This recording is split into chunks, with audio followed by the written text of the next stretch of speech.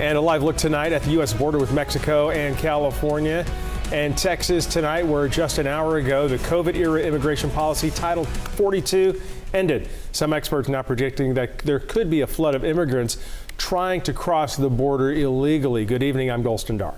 And I'm Edie Lambert. We start now with some breaking news on all of this. A federal judge has blocked the Department of Homeland Security from implementing a new Biden administration policy that would release some migrants into the U.S. without court dates or the ability to track them. So just an hour ago, this judge put a restraining order into effect. This was just as Title 42 ended. This is all part of a plan that would release some migrants on what's considered parole status with a notice to report to a federal immigration office, and we'll obviously follow that legal issue. So now that Title 42 had allowed authorities to turn away migrants at the U.S. border, denying them the opportunity to claim asylum, with it expiring now, border agents are expecting an increase in families who are seeking a new life here in the U.S. and adding pressure on states on the border already pushed to the limit. We have live team coverage tonight. We begin with KCRA 3's Ty Steele and Andrea Flores. They join us now live from the U.S. side of the border in San Ysidro. Yeah, good evening here live in San Ysidro, right across on the U.S. side from that border wall.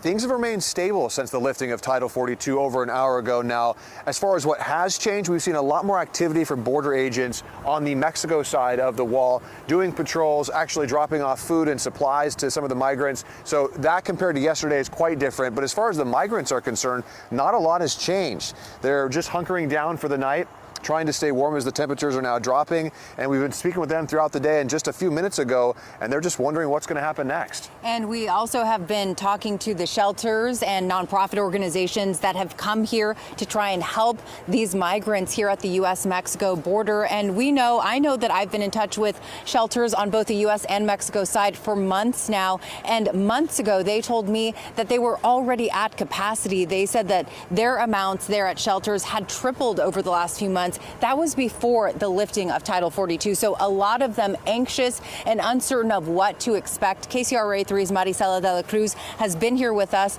on the U.S.-Mexico side of the border to try and keep in touch and get in touch with those shelters to see how they're preparing. And she shows us now how they're getting ready for all of this.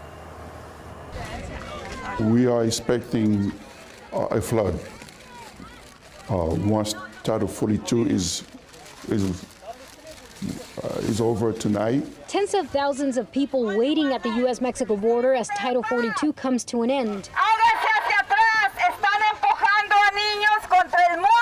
Hundreds gathering daily between two barriers dividing San Diego and Tijuana. I believe this morning there might have been around 350 people here. Yesterday there were 400, the day before there were 200.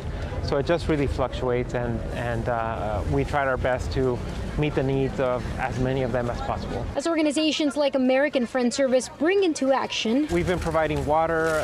We try to provide food during the morning, during the mid-afternoon, and then in the evening as well. We try to make it so that one of those meals is a hot meal. Because at this point, all they get from Border Patrol is a granola bar in the morning and a granola bar in the evening. And despite the confusion about what this means, shelters have also taken notice of the increase in migrants that have already made it across the border. Our shelter right now is already full, because for the past few weeks we received a lot of people for the past few weeks. As Title 42 ends, the Biden administration is discouraging people from coming to the U.S. and instead applying for asylum from their countries by rolling out multiple measures. In San Diego, Marisela de la Cruz, KCRA 3 News.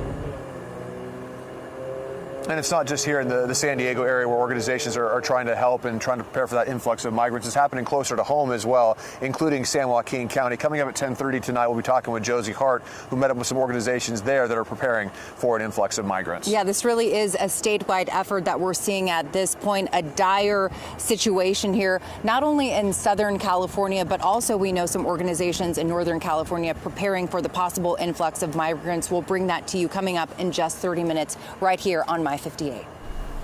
All right, Ty and Andrea, thank you, and we'll check back with you.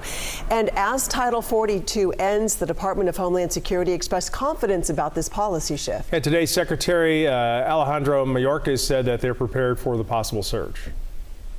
We are clear-eyed about the challenges we are likely to face in the days and weeks ahead, and we are ready to meet them. And with Title 42 expiring, U.S. reverts back to Title 8, meaning detained migrants crossing illegally face a more severe deportation process, a ban on reentry for at least 5 years, and they can even face criminal prosecution if they do attempt to cross again. Well, President Biden's critics have been blasting the White House's immigration policy. Texas Senator Ted Cruz traveled to the border today, where he called the situation a travesty. And I have to say I am angry, because this is deliberate. This is a decision that was made by President Joe Biden and Kamala Harris and congressional Democrats to open up the border to what is nothing less than an invasion. Some Arizona residents also preparing for an increase in immigrants. Tonight, the mayor of Yuba, which is right on the border, called for more help from the White House.